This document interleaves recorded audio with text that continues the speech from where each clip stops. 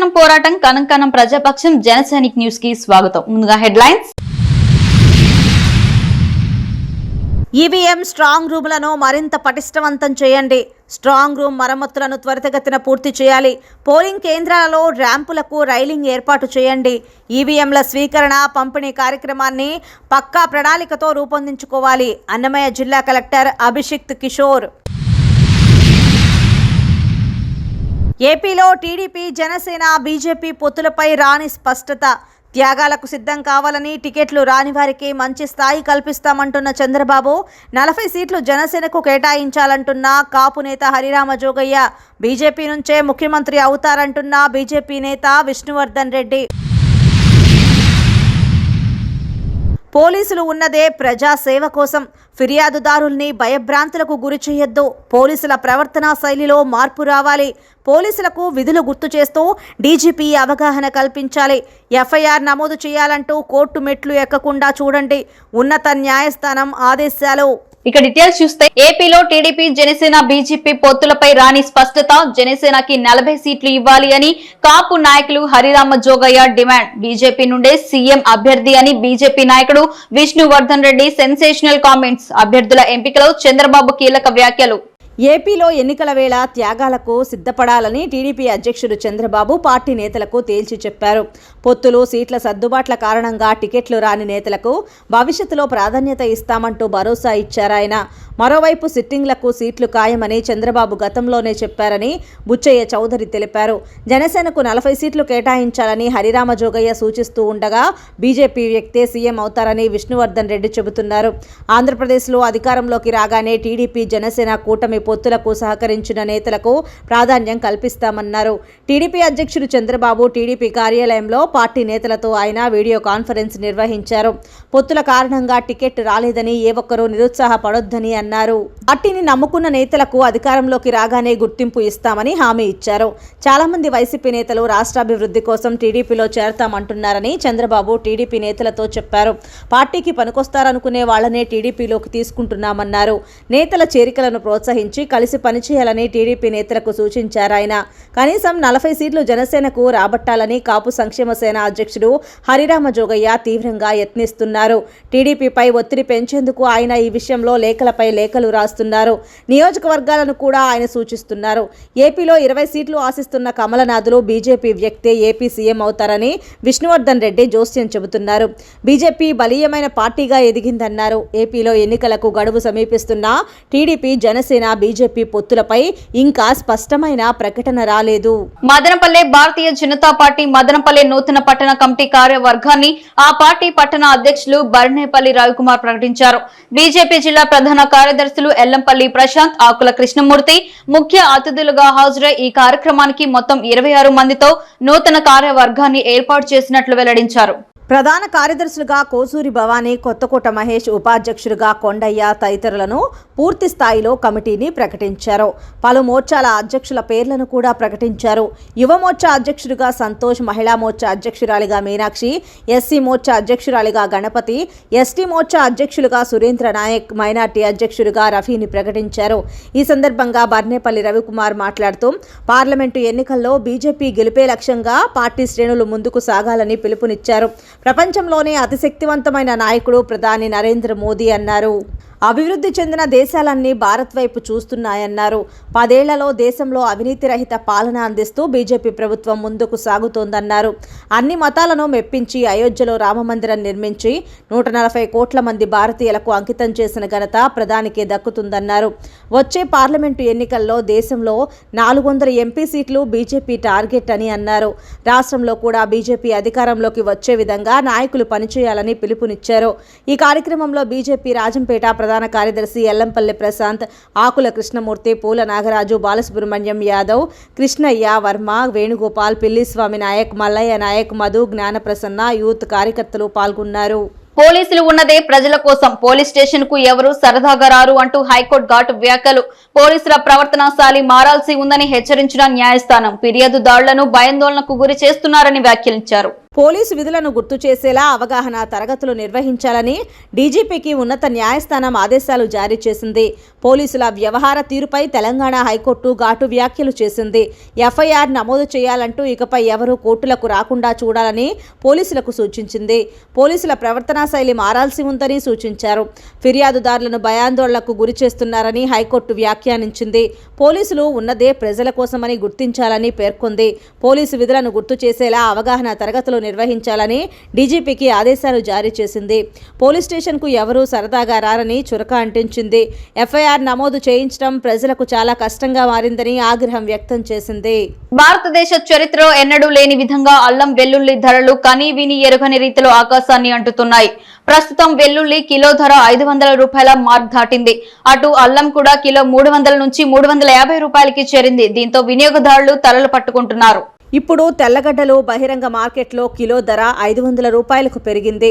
దీంతో పంట పొలాల నుంచి వాటిని కొందరు దుండగులు ఎత్తుకెళ్తున్నారు. దీంతో పంటను కాపాడుకోవడం కోసం పొలాల్లో సీసీ కెమెరాలు ఏర్పాటు చేసుకుంటున్నారు. మధ్యప్రదేశ్లోని చింద్వాడా జిల్లా మెహకేడ్ ప్రాంతంలోని 5-6 గ్రామాలకు చెందిన పొలాల్లో తెల్లగడ్డల చోరీ ఘటనలు వెలుగులోకి రావడంతో సీసీ కెమెరాల ఏర్పాటు తర్వాత ఈ దొంగతనాలు అదుపులోకి వచ్చాయని తెలిపారు. ఇది ఒక రికార్డుగా నిలుస్తోంది. అయితే గత 60 ఏళ్లలో ఎప్పుడూ వెల్లుల్లి ధరలు ఇంతగా పెరగలేదని రైతులు చెబుతున్నారు. వెల్లుల్లిపాయలు సాగు చేసిన రైతులు ధనవంతులయ్యారు. కానీ ఇప్పుడు తాము పండించిన పంట చోరీకి గురవుతుందనే భయంతో ఉన్నారు. కాగా మధ్యప్రదేశ్ రాష్ట్రంలోని చింద్వారా జిల్లాలో దాదాపు 1500 హెక్టార్ల భూమిలో వెల్లుల్లి పంటను పండిస్తారు. జిల్లాలో ఉద్యాన పంటల మొత్తం విస్తీర్ణం 130 హెక్టార్లు ఉంది. 2023లో వెల్లుల్లికి మంచి ధర రాకపోవడంతో రైతులు పంట వేయడానికి ఆసక్తి చూపలేదు. సగటు ఉత్పత్తి 28 నుంచి 32 క్వింటాళ్ల వరకు ఉంటుందని రైతులు తెలిపారు. ఇక డీటెయిల్స్ చూస్తే ఆటో బోల్తా పడి కూలీలకు తీవ్ర గాయాలైన సంఘటన అన్నమయ్య జిల్లా కలకడ మండలంలో చోటు చేసుకుంది. ఓవర్ స్పీడ్ తో వెళుతూ స్పీడ్ బ్రేకర్ వద్ద కంట్రోల్ చేయలేకపోవడమే ప్రమాదానికి కారణంగా తెలుస్తోంది. ఆటో అదుపు తప్పి బోల్తా పడడంతో కూలి పనులకు వెళ్తున్న పలువురు తీవ్రంగా గాయపడ్డారు. శనివారం కలకడ మండలంలో చోటు చేసుకున్న ఘటనకు సంబంధించి బాధితుల కుటుంబీకులు మదనపల్లి జిల్లా ఆసుపత్రి అవుట్పోస్ట్ పోలీసులు తెలిపిన వివరాలు ఇలా ఉన్నాయి. తంబళ్లపల్లి మండలం దేవర బుర్జుకు చెందిన దంపతులు జి నాగరాజు, సుబ్బమ్మ, కుమారి, మట్టావాండ్లపల్లికి చెందిన లక్ష్మీదేవమ్మ, శివమ్మ తదితరులు కలకడ మండలం కదిరాయ చెరువు వద్ద ఓ రైతు వ్యవసాయ పొలంలో కూలి పనులు చేయటానికి ఆటోలో బయలుదేరారు. ఆటో కదిరాయ చెరువు సమీపానికి వెళ్లగానే స్పీడ్ బ్రేకర్ వద్ద అదుపు తప్పి బోల్తా పడడంతో పలువురు గాయపడగా వారిలో 5గురికి తీవ్ర గాయాలయ్యాయి. గాయపడ్డ వారిని 108 వాహనంలో మదనపల్లె జిల్లా ప్రభుత్వ ఆసుపత్రికి తరలించారు. మదనపల్లె జిల్లా పరిషత్ ఉన్నత పాఠశాలలో ఏర్పాటు చేసే ఈవీఎంల స్ట్రాంగ్ రూమ్లను భద్రతా పరంగా మరింత పటిష్టవంతం చేయాలని అన్నమయ్య జిల్లా కలెక్టర్ అభిషిక్త్ కిషోర్ సంబంధిత అధికారులకు ఆదేశించారు. శనివారం మదనపల్లెలోని ప్రభుత్వ మహిళా డిగ్రీ కళాశాల, జిల్లా పరిషత్ ఉన్నత పాఠశాలను అధికారులతో కలిసి కలెక్టర్ ఆకస్మికంగా సందర్శించారు. మొదట ప్రభుత్వ మహిళా డిగ్రీ కళాశాలలో పోలింగ్ కేంద్రాలను పరిశీలించారు. ఈ సందర్భంగా మదనపల్లె పట్టణ మరియు గ్రామీణ ప్రాంతాలలో ఎంతమంది ఓటర్లు ఉన్నారు, ఎన్ని పోలింగ్ కేంద్రాలు ఉన్నాయి, ప్రతి పోలింగ్ కేంద్రంలో అవసరమైన సౌకర్యాలు ఉన్నాయా, ప్రతి పోలింగ్ కేంద్రానికి బయట పిఎస్ నెంబర్లు ఏర్పాటు చేశారా తదితర అంశాలలో అధికారులను వివరాలు అడిగి తెలుసుకున్నారు. ప్రతి పోలింగ్ కేంద్రంలో సరైన వెలుతురు ఉండేలా చర్యలు తీసుకోవాలని సూచించారు. అనంతరం మదనపల్లిలోని జిల్లా పరిషత్ హైస్కూల్లో ఏర్పాటు చేయనున్న ఈవీఎంల స్ట్రాంగ్ రూమ్ విస్తృతంగా కలియతిరిగి ప్రతి గదిని పరిశీలించారు. ఏ నియోజకవర్గాల ఈవీఎంలను అక్కడ భద్రపరుస్తారని కలెక్టర్ అడగగా మదనపల్లె పట్టణ, గ్రామీణ, నిమ్మనపల్లె, రామసముద్రం మండలాల ఈవీఎంలను భద్రపరచడం జరుగుతుందని ఆర్డీఓ కలెక్టర్కు వివరించారు. స్ట్రాంగ్ రూమ్లు ఏమైనా లీకేజీలు ఉన్నాయా అని పరిశీలించాలని, స్కూల్లో మరమ్మతులు ఏమైనా ఉంటే వెంటనే చేయించాలని ఆదేశించారు.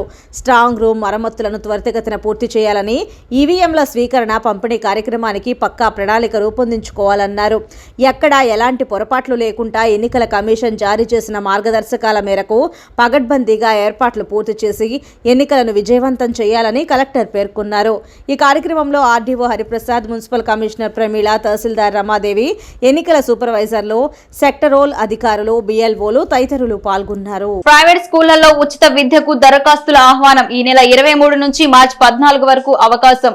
విద్యా హక్కు చట్టం కింద 2024-25 విద్యా సంవత్సరంలో ప్రైవేట్ పాఠశాలలో పేద పిల్లలకు ఉచిత అడ్మిషన్స్ కోసం దరఖాస్తు చేసుకోవాలని సమగ్ర శిక్ష ఎస్పీడీ బి శ్రీనివాసరావు ఒక ప్రకటనలో తెలిపారు. ప్రతికూల పరిస్థితుల్లో ఉన్న అనాథలు, హెచ్ఐవి బాధితులు, విభిన్న ప్రతిభావంతులు, SC, ST, BC, minority, OC వర్గాల పిల్లలకు ఈ పథకం వర్తిస్తుందన్నారు. రాష్ట్రంలోని ప్రైవేట్ అన్ఎయిడెడ్ పాఠశాలల్లో వీరికి 25% సీట్లు కేటాయించామని అన్నారు. 1వ తరగతి నుంచి ప్రవేశానికి ఈ నెల 23 నుంచి మార్చి 14 తేదీ వరకు అర్హత గల విద్యార్థుల ఆధార్ వివరాలతో సైట్లో అప్లై చేసుకోవాలని తెలిపారు.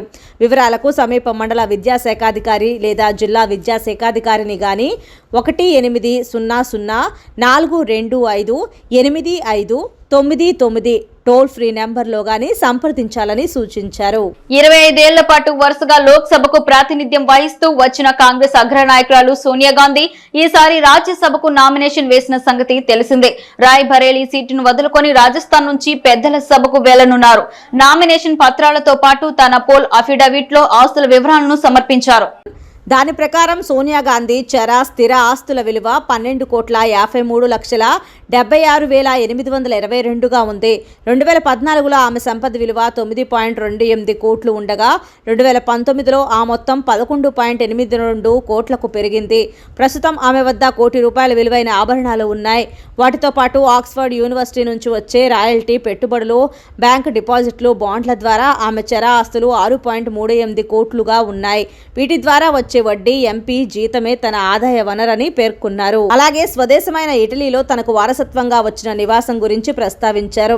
2014లో ఆ ఇంటి విలువ 19.9 లక్షలు కాగా అది ప్రస్తుత మార్కెట్ విలువ ప్రకారం 27 లక్షలు పలుకుతోంది. తనకు వ్యక్తిగతంగా ఎలాంటి సోషల్ మీడియా ఖాతాలు లేవని అఫిడవిట్లో సోనియా వెల్లడించారు. తాను ఇంతవరకు ఏ క్రిమినల్ కేసులోనూ దోషిగా తేలలేదని పేర్కొన్నారు. అలాగే తన విద్యార్హతలను ప్రస్తావించారు. 1964లో విదేశీ భాషల్లో 3 సంవత్సరాల కోర్సు పూర్తి చేశారు. 1965లో ఇంగ్లీష్లో సర్టిఫికేట్ కోర్సు చేశారు. ఇదిలా ఉంటే దేశవ్యాప్తంగా 15 రాష్ట్రాల్లో 56 మంది రాజ్యసభ సభ్యుల పదవీ కాలం ఏప్రిల్లో ముగియనుంది. ఈ స్థానాలకు కేంద్ర ఎన్నికల సంఘం జనవరిలో నోటిఫికేషన్ జారీ చేసింది. ఫిబ్రవరి 27న పోలింగ్ జరగనుంది. శనివారం నిమ్మనపల్లి నూతన తహసీల్దార్ గా బాధ్యతలు చేపట్టిన బాలాజీరావు అనంతరం నిమ్మనపల్లి మండల కేంద్రంలోని నిమ్మనపల్లి తహసీల్దార్ కార్యాలయంలో సిబ్బందితో కలిసి ఆయన సమావేశం నిర్వహించారు. సమావేశ కార్యక్రమంలో సాధారణ ఎన్నికల సందర్భంగా నిమ్మనపల్లి మండలంలోని ఎన్నికలకు సంబంధించిన బూతుల కార్యాలయాలు ఎన్ని ఉన్నాయని, వాటికి ఏ అధికారులు బాధ్యత వహిస్తున్నారని అడిగి తెలుసుకున్నారు. అనంతరం ఆయన మీడియాతో మాట్లాడుతూ అనంతపురం జిల్లా నుండి విజయవాడ కలెక్టర్ కార్యాలయంలో విధులు నిర్వహిస్తున్న ఆయన్ను పై అధికారుల ఆదేశాల మేరకు నిమ్మనపల్లి తహసీల్దార్గా నియమించినట్లు తెలిపారు. సాధారణ ఎన్నికల్లో భాగంగా తహసీల్దార్ కార్యాలయ సిబ్బంది, వీఆర్ఓలు, వీఆర్ఏలు, మండల గ్రామ ప్రజలు అందరి సహకారంతో సజావుగా ఎన్నికలు నిర్వహించడానికి పూర్తి సహకారం అందించాలని ఆయన తెలిపారు. ఈ కార్యక్రమంలో deputy tahsildar Taswasi, senior assistant Ramprasad, DT Sirajuddin, computer operator Ramana, వీఆర్ఓలు, వీఆర్ఏలు తదితరులు పాల్గొన్నారు. సాధారణ ఎన్నికల నిమిత్తము ప్రభుత్వ ఉత్తర్వుల మేరకు అన్నమయ్య జిల్లాకు కేటాయించబడినాను. ఇదివరలో నేను కలెక్టర్ కార్యాలయంలో అన్నమయ్య కలెక్టర్ కార్యాలయంలో అడ్మినిస్ట్రేటివ్ ఆఫీసర్గా పనిచేస్తూ మళ్ళీ కలెక్టర్ గారి ఉత్తర్వుల మేరకు తహసీల్దార్ నిమ్మనపల్లిగా నాకు బదిలీ చేయడం వల్ల ఈరోజు ఇక్కడ నిమ్మనపల్లి తహసీల్దార్ పదవి బాధ్యత స్వీకరించినాను. ఈ ఎన్నికల్లో సజావుగా జరగడానికి అందరూ సహకారాలు కోరుకుంటున్నా. ఈ విషయంలో మా కార్యాలయ సిబ్బంది, గ్రామ వీఆర్ఓలు, వీఆర్ఎస్ అందరూ సహకారం కోరుకుంటున్నా. క్షణక్షణం పోరాటం, కనం ప్రజాపక్షం. జనసైనిక్ న్యూస్ ఇంతటితో సమాప్తం. తిరిగి రేపటి బులెటిన్ లో మళ్ళీ కలుసుకుందాం. అంతవరకు సెలవు, నమస్కారం.